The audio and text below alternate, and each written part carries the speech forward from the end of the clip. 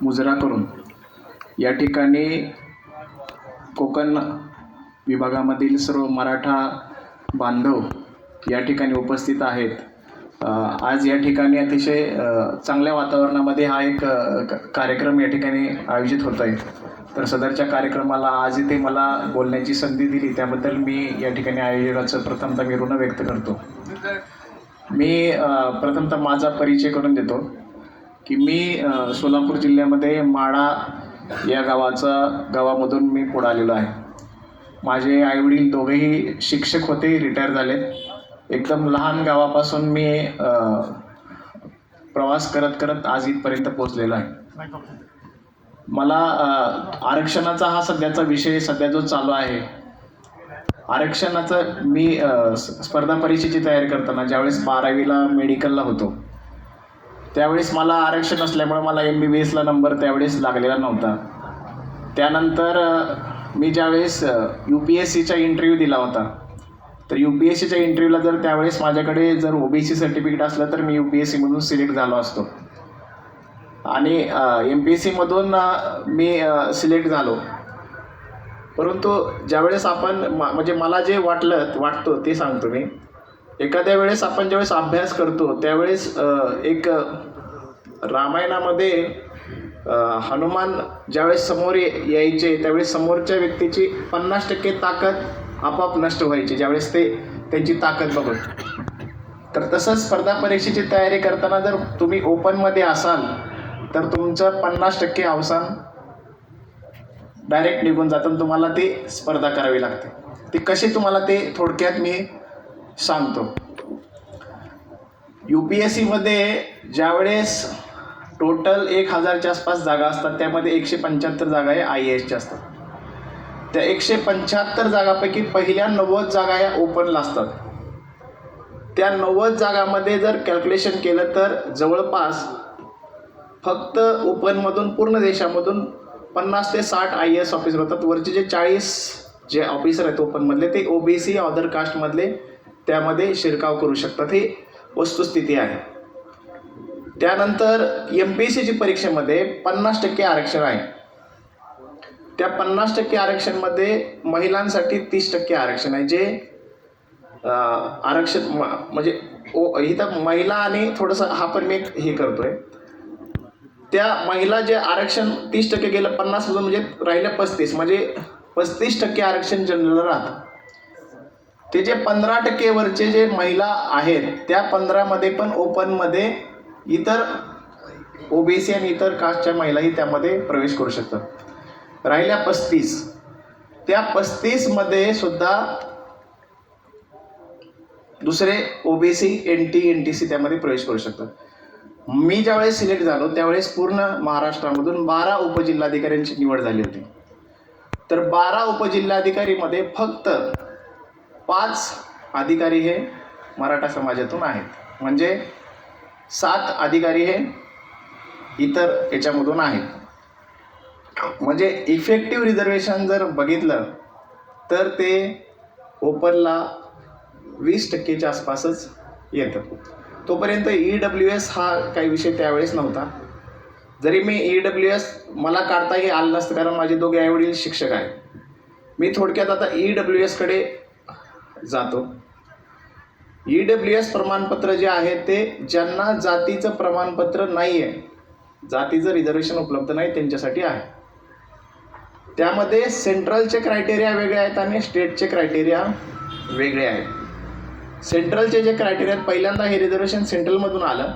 सेंट्रलमधल्या रिझर्वेशनमध्ये 5 acre जे तुम्हाला कुटुंबाची व्याख्या आहे ते पहिल्यांदा सांगतो। कुटुंब म्हणजे काय, त्यामध्ये तुमच्या घरामधले आई वडील, 18 वर्षाच्या खालील तुमचा भाऊ, 18 वर्षाखालील तुमची बहीण आणि तुम्ही स्वतः, आणि जर तुमचं लग्न झालं असेल तर तुमची पत्नी आणि तुम्हाला मुलं असेल तर त्यांचं मुलं, ह्या सगळ्यांचं एकत्रित कुटुंब उत्पन्न त्यामध्ये पकडलं जातं। म्हणजे समजा एखाद्या घरामध्ये एक मुलगा आहे, त्याला 18 वर्षाच्या खालचा भाऊ आहे, 1-2 बहिणी आहेत आणि 18 वर्षाच्या खाली त्यांना आईवडील आहेत तर आणि त्यांचं पत्नी पण असेल, लग्न झालं असेल तर या सर्वांचं एकत्रित कुटुंब त्यामध्ये 8 लाख रुपयाच्या आतमध्ये असलं पाहिजे. आता याच्यामध्ये काय आहे की 8 लाख ही जी मर्यादा आहे ते मर्यादा तुम्हाला सर्व प्रकारचं उत्पन्न त्यामध्ये पकडलं जातं. तुम्ही शेतीचं उत्पन्न, नोकरीमधून आलेलं उत्पन्न, तुम्ही व्यवसाय करत असाल तर व्यवसायामधील उत्पन्न, हे सगळं त्या EWS प्रमाणपत्रामध्ये पकडलं जातं. जरी रेशन कार्डवर तुम्हाला की आमचे रेशन कार्ड वेगवेगळे झाले असतील तर ते त्याचं नाही आहे, कारण तुमचे आईवडिलांपासून तुमची आर्थिक स्थिती येत असते, त्याच्यामुळं तुमच्या आईवडिलाचंही त्यामध्ये उत्पन्न पकडलं जातं. ही पहिली कुटुंबाची व्याख्या आहे. त्यानंतर सेंट्रल गव्हर्नमेंटचं जे प्रमाणपत्र काढताना तुमचं ग्रामीण भागामध्ये असेल तर 1800 स्क्वेअर फूटपेक्षा जर घर असेल मोठं, तुम्हाला EWS सर्टिफिकेट मिळत नाही. 5 एकरपेक्षा एकत्रित सर्वांची मिळून जमीन, वडिलांची आईची, तर त्यापेक्षा जास्त असेल तर तुम्हाला ते प्रमाणपत्र मिळत नाही. आणि उत्पन्न तर, आणि हे सगळं नाही आहे म्हणजे ह्या क्रायटेरियामध्येच पहिल्यांदा जर बाद होऊ शकतात. तिसरं आहे की तुमचं हे दोन्ही गोष्टी तुमच्याकडे नाही आहेत, तर 8 लाखपेक्षा जास्त उत्पन्न असेल तर ते मिळत नाही. त्यामुळं आपलं ह्या क्रायटेरियामध्ये आपण सर्वांनी आपलं पहिल्यांदा EWS सर्टिफिकेट सर्वांनी काढलं पाहिजे. EWS सर्टिफिकेट हे तहसील कार्यालयामध्ये मिळतं. तहसीलमध्ये तुम्हाला जाऊन अर्ज करायचं आहे. सेंट्रल आणि स्टेट हे दोन्हीचं EWS सर्टिफिकेट हे तहसील कार्यालय मिळतं. जसं जात प्रमाणपत्र प्रांत कार्यालयात मिळतं, नॉन क्रिमिनल प्रांत कार्यालयात मिळतं, परंतु EWS सर्टिफिकेट हे तहसील कार्यालय मिळतं. त्यासाठी आपल्याला सेतू केंद्रामध्ये जाऊन अर्ज करायचा आहे. रीतसरचे सगळे डॉक्युमेंट आहेत ते त्या ठिकाणी भरायचे. सेंट्रलचं सांगितलं. तर स्टेट गव्हर्नमेंटचं जे क्रायटेरिया आहे, स्टेट गव्हर्नमेंटच्या क्रायटेरियामध्ये मात्र शेती कितीही असली तरी त्याचा काही हे नाही आहे. शेती घराचा आकार किती आहे त्याला महत्त्व नाही आहे. तुमचं सर्व बाजूनी उत्पन्न 8 लाखापेक्षा जास्त होत असेल तर मग मात्र तुम्हाला ते उत्पन्न मिळत नाही. त्यामुळे 8 लाखाच्या खाली जर उत्पन्न असेल तर ते EWS सर्टिफिकेट त्या ठिकाणी मिळतं. त्यामध्ये जमीनचं उत्पन्न, व्यवसायाचं उत्पन्न हे सगळं पकडलं जातं. पण OBC मधलं जे नॉन क्रिमिलेअर आहे त्यामध्ये मात्र हे सगळी उत्पन्न पकडली जात नाहीत. OBCच्या नॉन क्रिमिलेअरला शेतीचं उत्पन्न पकडलं जात नाही, नोकरीचं उत्पन्न पकडलं जात नाही.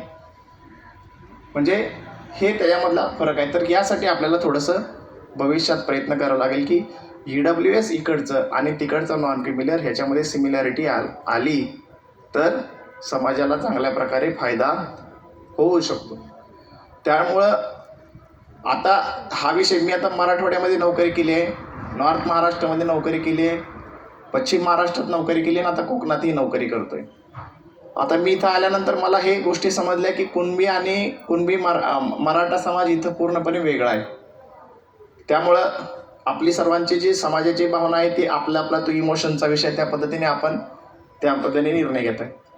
पश्चिम महाराष्ट्रामध्ये कुणबी आणि मराठा कुणबी यांच्यामध्ये रोटी व्यवहार होतात. मराठवाड्यामध्ये तर कुणबी सर्टिफिकेट दिलं जात नाही का, मग असं नाहीच आहे. विदर्भात होतात, नगरमध्ये होतो, नंदुरबारमध्ये होतो, जळगावमध्ये होतो. त्यामुळे समाजाची इथं जी भूमिका आहे ती त्या पद्धतीने विचार केला तर ती योग्यच आहे की जात बदलणे हा विषय इथला नाही आहे. आणि मी मगाशी त्याबद्दल चर्चा पण केली. आता मराठवाड्यातला मी विषय सांगतो, जे जरांगे पाटील यांचं, पण मराठवाड्यावरती खरंच अन्याय झालेला आहे, मराठा बांधवावरती खूप अन्याय झाला ते मी सांगतो. मी 2 वर्ष नांदेडला होतो. 1960 ज्यावेळेस हैदराबाद मुक्तीसंग्राम ज्यावेळेस चालू होता त्यावेळेस निजामाची सत्ता होती. त्यावेळेस सर्व मराठवाड्यामधल्या कचेऱ्या जाळून टाकण्यात आल्या. त्यामुळं कुठलंही रेकॉर्ड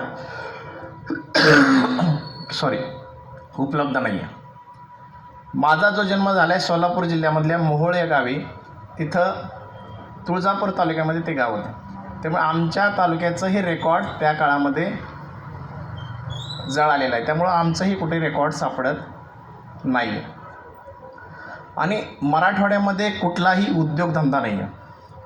सगळ्यात मोठा व्यवसाय म्हणजे नोकरी आहे. तिथे कुठली MIDC नाही, कुठलं जवळ असं विकासाचं केंद्र नाही. आता संभाजीनगर थोडंसं म्हणजे मागच्या 10 वर्षापासून डेव्हलप होतं आहे, परंतु मागच्या 50-60 वर्षापासून जर विचार केला तर कुठंही MIDC मोठी नाही, रस्ते आता डेव्हलप होत आहेत चांगले, त्यावेळेस ते रस्ते डेव्हलप झालेले नव्हते आणि रोजगाराच्या सुविधाही नव्हत्या. आणि निजामाच्या काळामध्ये जो संघर्ष होता, त्या संघर्षामधून तिथं जर आपण बघितलं तर लोकांचे धगधग आहे डोक्यामध्ये. म्हणजे आमच्या तहसील कार्यालयामध्ये, प्रांत कार्यालयामध्ये लोकांची गर्दी जास्त आहे आणि त्यामुळं तिथं डॉक्युमेंट नसल्यामुळे त्यांचा तो लढा आहे. आणि ती खरंच आहे, मगाशी त्यांनी सांगितलं की हा लढा पहिल्यांदा मराठवाड्यापुरताच मर्यादित होता. कारण पश्चिम महाराष्ट्रामध्ये दाखले मिळतात, नॉर्थ महाराष्ट्रामध्ये मिळतात, विदर्भात तर मिळतात, मराठवाड्यामध्ये मात्र एकही जातीचं प्रमाणपत्र मिळत नाही. त्यामुळं त्याला मराठवाड्यापुरतं मर्यादित ठेवून त्याला जर करायचं म्हटलं तर ते अतिशय चांगलं आहे.